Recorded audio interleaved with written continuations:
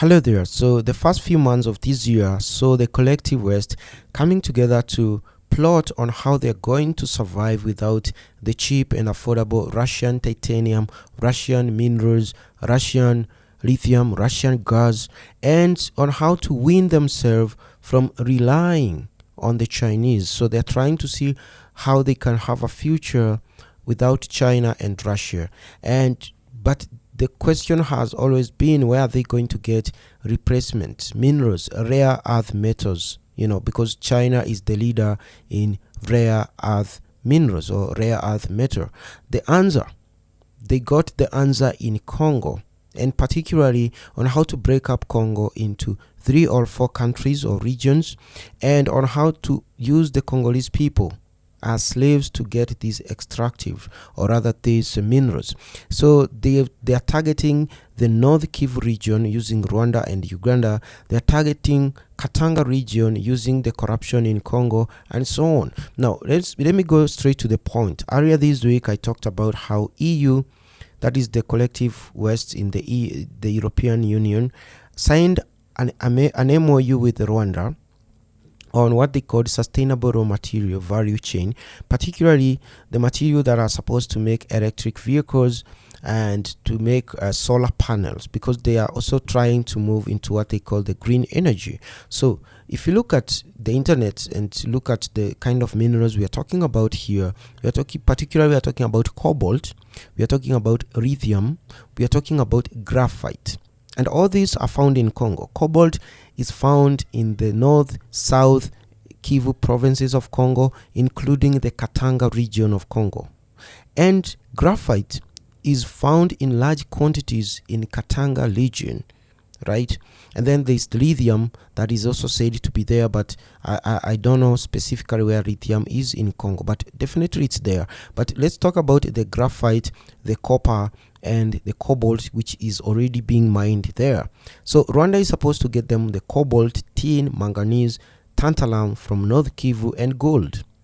And in the south, the US is supposed to find ways of getting the graphite, copper, and cobalt. And today an article came to the New York Times. This is the New York Times, is a newspaper in the United States, and the article written by Eric is a journalist at the New York Times. As you can see from his X platform, he's the investigative reporter.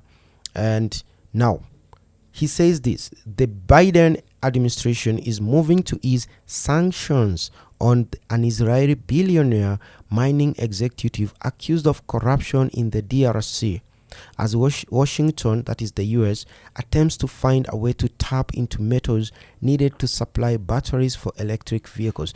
Now, that article was written today. You go to the New York Times, it is 16th of May 2022. It's a very recent article, and you read there, you get the point. Now, the person they're talking about is Dan Gertler. Dan Gertler is an Israeli mineral magnate. His wealth came from Congo, and I'm going to show you an image of Dan. So this is the guy there, and he worked together with Joseph Kabila, who everyone knows, who has been following the story of Congo from the year 2002, and before that, during his father. Everyone knows that Joseph Kabila has been a puppet of Paul Kagame and Yoweri Museveni. You know that. I mean, if you do not know, just go to the internet and type that. You see articles going back to 1999 saying what I'm saying. I'm not just making up this story, right? So after they assassinated his father using his bodyguard from their community, they told the young Kabila at the age of 26, 27, that if you want to rule Congo in peace and you do not want us to disturb you, you have to do what we tell you. And one of the things they told him was that he's going to work with Rwandan military officers in the ranks or inside the ranks of the Congolese army. So that's how the Congolese army, FRDC, has always had military officers from both Uganda and Rwanda until the year 2018, when Felix Tshisekedi started the purge to remove them. But let's go back to the story of Dan Gertler. So when he came to Congo after Joseph Kabila, they both worked together. So what Dan would do is that instead of paying taxes to the Congolese government, he would pay part of that money, 10% of that taxes, into the personal accounts of the president of Congo, Joseph Kabila, and then retain the rest, 90%. So, for example, in one article here, in a certain year, right, I'm going to look for that article written by an NGO that actually did investigation there. So they said in a certain year, within 2 years, that is the year 2016 and 2017, that's where it is, as you can see from here. So in 2016 and 2017, Congo lost $1.36 billion, billion with a B, right, dollars, which was money that they expected to be paid, but he never paid them. Instead, he paid close to $150 million into the personal accounts of Joseph Kabila, and then he retained the rest. So he was able to retain about 1.2, thereabout, 1.2, almost 1.3 billion dollars. He retained 1.3 billion for himself. He bribed the president of Congo with this 10% of that, which was 120 or thereabout million. And then the Congolese people were denied this amount of money, and it's a lot of money. If you convert $1.36 billion into local currencies in Africa, you can imagine the amount of money they lost and the kind of hole it created in their budget. So the NGO, a very serious NGO, investigated this. They had evidence, receipt, bank transfers, and they went to international court. And of course, this man, Dan Gertler, has connection in Israel. He's an Israeli billionaire. Today he's worth $2 billion, $2.5 billion. And before he went to Congo, he was worth nothing. So in an operation of less than a decade, close to 10 years, he has amassed $2.5 billion from working with the corrupt Congolese president, Joseph Kabila. And he's protected in Europe. But in the US, what happened after the evidence was presented to the Treasury, the US Treasury, and because he also has or holds citizenship in the United States, and there is a law in the US where if an American businessman is involved or conspires to defraud countries, mostly from the third world or any other country, they can be charged in the US. So they never charged Dan, but they sanctioned him because they feared him, because he's an American and he's an Israeli. And you know, the US somehow kind of has a soft spot for Israeli kind of people, right? There's a way they get away with crime all the time.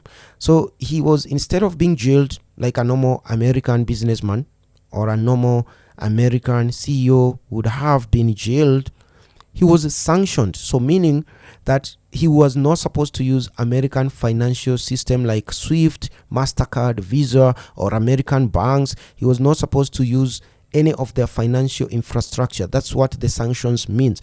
Also, it meant that American businesses were supposed to be careful when they're working with him, lest they go to jail. So if you are sanctioned, basically every American entity should stay away from you, because they are the ones who are going to get punished if they work with you. So that's what the sanction meant. And the sanction came in the year 2021. So today we are in 2024. He has been sanctioned for the last two almost 3 years, right? And today now, the reason why I'm making this video is that Joe Biden has decided to remove or lift these sanctions from this man, Dan Gertler or whatever. So in the article previously they were saying the Biden is open to easing sanctions on billionaire Gertler in return for Congo exit.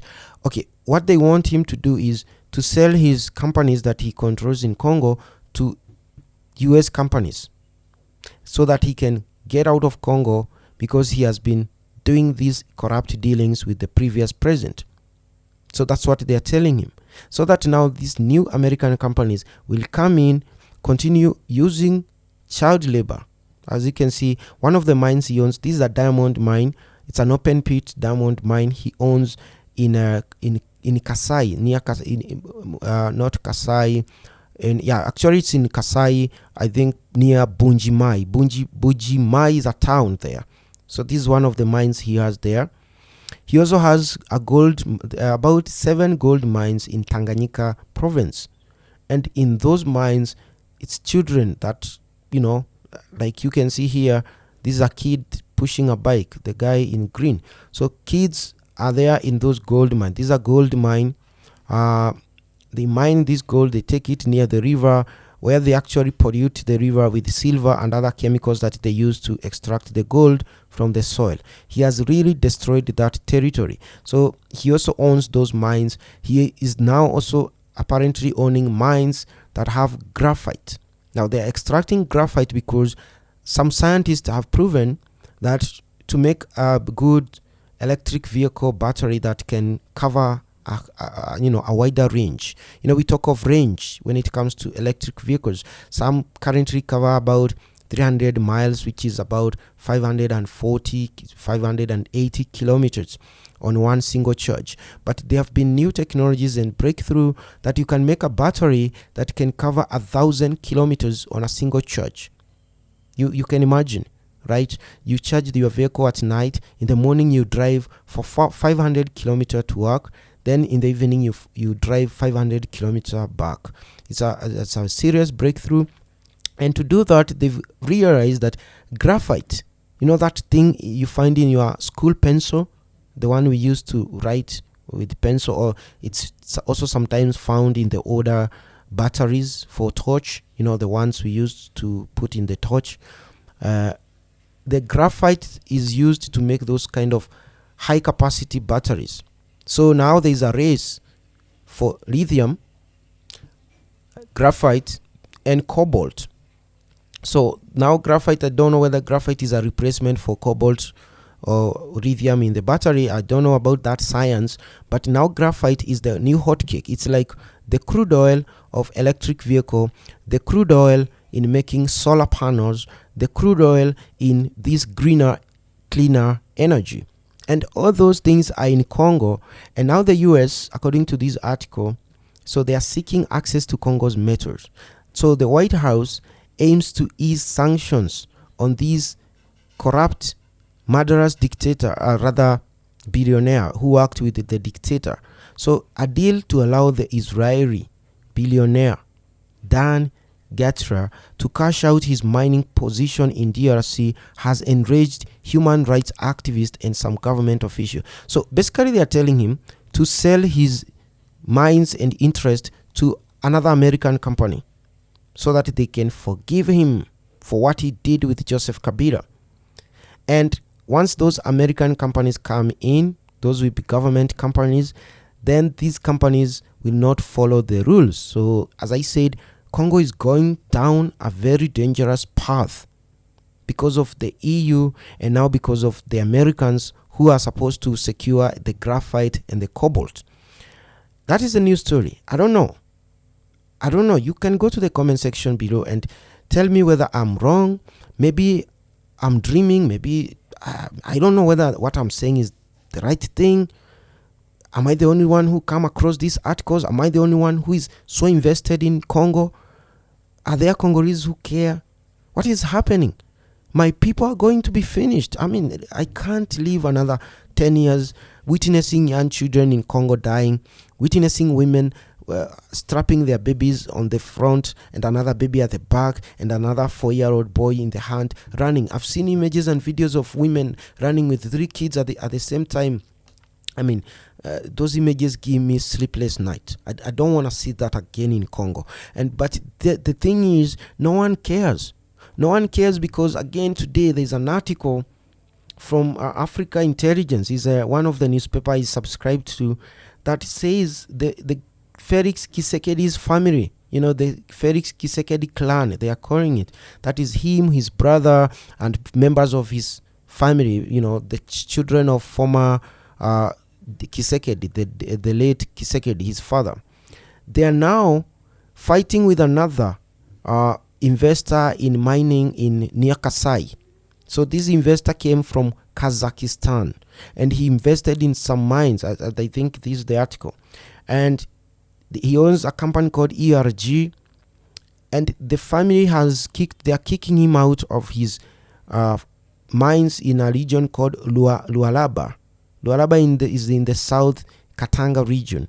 So they've taken those mines. They're also mining copper, and basically they're also controlling those people who are mining there. And the people who are mining there, they're using the artisanal type of digging. They use picks and hands, and some of them are children who are basically mining in Lualaba. Now, the family of this current president has taken over that region. They have taken over the mines there. They've kicked out the Kazakhstani company called the Eurasian Resource Group, ERG.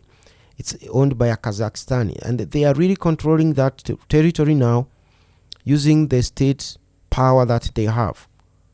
So that's why I'm saying no one cares. Even the new president, the current president of Congo, wants to cash in, or rather he wants a piece of the cake. He wants now to also own mining companies and mines in Congo. The next president after him is also going to do the same thing. The government in Congo doesn't care. The previous president, Joseph Kabila, was working with thieves to loot and oppress the Congolese. The new president there is now starting to do the same thing. Today he's doing it. His family is involved in mining in Lualaba. They are kicking out foreign companies that have been there, and instead of giving those mines to the government, they are now taking over those mines, the diamond mines and the copper mines in Lualaba. That is what is happening in Congo right now.